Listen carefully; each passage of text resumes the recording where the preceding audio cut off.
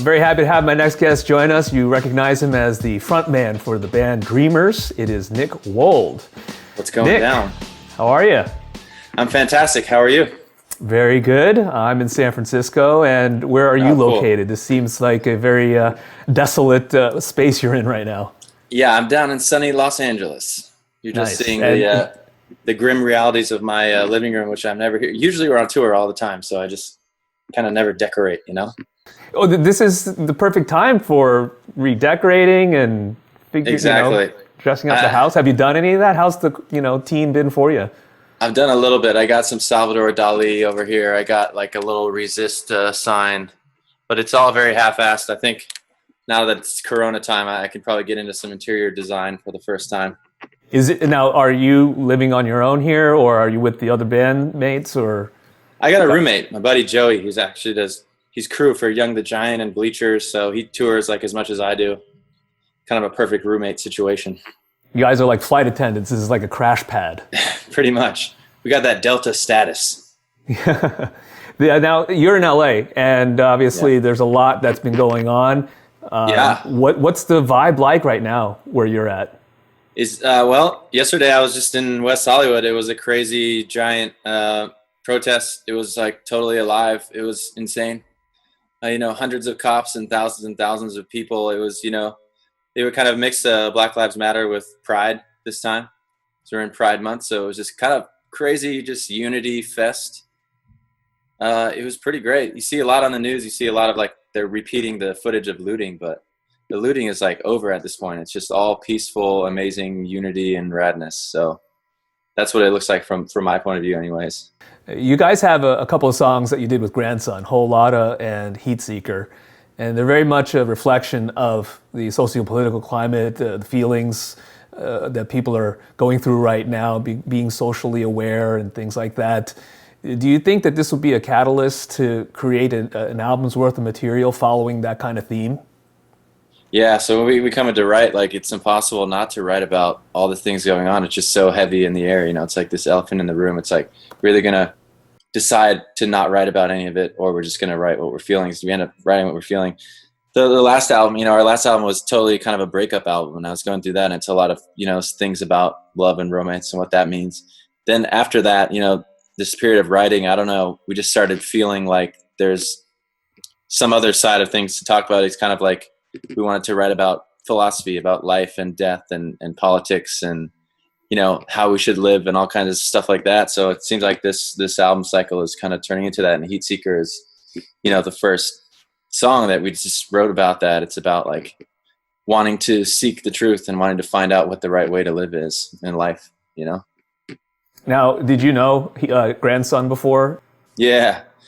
So we had met playing, radio shows around the country. We often are put on the same kind of little festivals and stuff like that. Grandson's a great dude. He just absolutely crushed it. I'm obsessed with his energy. So we had Heatseeker, which was kind of a more heavy, riffier song than what we usually have done. And so we thought about him right away that he would crush it. Fortunately, he did. I feel like he totally got it.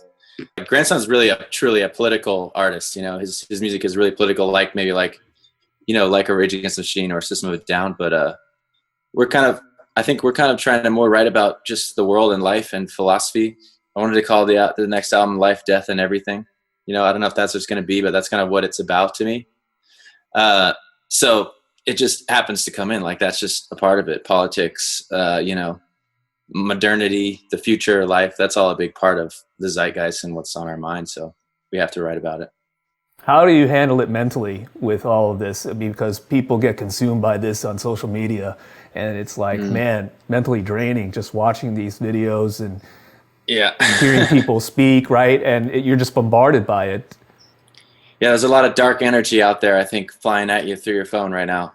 I deal with it by trying to not just sit on there on social media looking at it all, because I feel like the more you look at it, the more it just kind of sucks your energy out.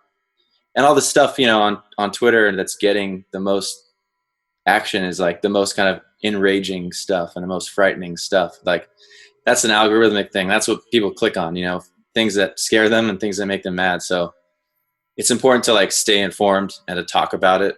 But I think you don't want to just dwell on that on social media, because it will show all the dark side and none of the positive side, which I think there's a huge positive element to this whole thing. Like the world is learning, the world is changing, and this is how it goes, man. I think in the end, it's just remember that it's a really positive moment. Yeah. Now, we were talking about Heatseeker a second ago. This new version, so to speak, has not only Grandson on it, but you have a bunch of other recognizable faces like Robert DeLong. Yes. You got Daniel from Joywave, even Upsal, who we're a big fan of as well. Are you friends with them? Who reached out to who? How did that all come together? Yeah, like we always say, since we moved to LA from New York, there's this community here of artists that are just rad to each other. Everybody wants to help each other out. So we were doing that. You know, we usually do an acoustic version of a song, but this was like when quarantine was like really getting started, you know, kind of before the protests. We're just like, oh, we got to do like a version. We stay at home. So we just kind of hit up all our friends like, yo, you want to just record something for this, film something for this? And everybody's super down, like, hell yeah, you know? So they sent me all this stuff, and I had to like figure out how to edit it all in, chop up Robert's drums so that he's stuff like that. He's an amazing talent. I've seen him so many times, just like literally a one-man band. He's the best, man. I was a fan of his before I met him, and he's exactly what I thought he would be, just like a total nerdy, smart, like cool weirdo, which is my favorite type of artist. Hey, the weirder, the better, right? Yeah, man. Someone's got to do it. So Heatseeker is out, and we've obviously been under lockdown, and things are kind of slowly opening. And I'm really concerned about artists in general, though, because now festivals are being canceled. Obviously, you know, as places open, it's very dicey if you're going to take the risk of saying, hey, we're going to play a small show and things like that. So is there a plan B for surviving? Because you know the old adage, right? The starving artist. Are you starving? Yeah, we're starving. We're always starving. You know, artists are used to that. So I think we're more prepared than anyone. But it's looking like we're not doing shows till 2021. I think that's what everyone's saying. So we don't want to, you know, be the ones to bring big gatherings together, all breathing on each other. So we're just existing online. We're doing a lot of this, a lot of Zooming, a lot of performances on Twitch and stuff. And I think it's just we're kind of shifting and learning. To me, it's actually been, you know, we're not able to tour and bring in money, but we were able to get like a small business loan. You can find these ways to kind of tide us over. And it's actually turned into this rare, I think, special opportunity creatively, because we're usually touring all the time and we just get a moment at home here and there. Now we're just home. So I get to like practice and try stuff and like get weird. I'm learning piano for the first time. I'm learning how to record my own songs, and we're just getting kind of a chance to take a breath and focus and be like, what are we doing now? You know, what's next? So I think it's kind of a special opportunity, trying to just take advantage of it. Well, you guys are doing some really great stuff right now, not only providing a reflection of what's going on right now, but also giving a beacon of hope to people in terms of what to do and how to process things. So I'm all on board with that. I appreciate it. That means the world to me.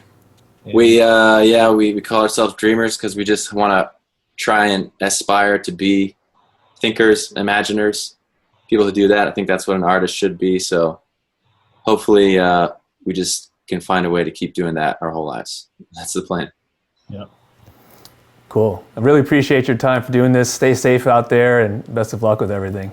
My pleasure. Same to you. Thanks for having me.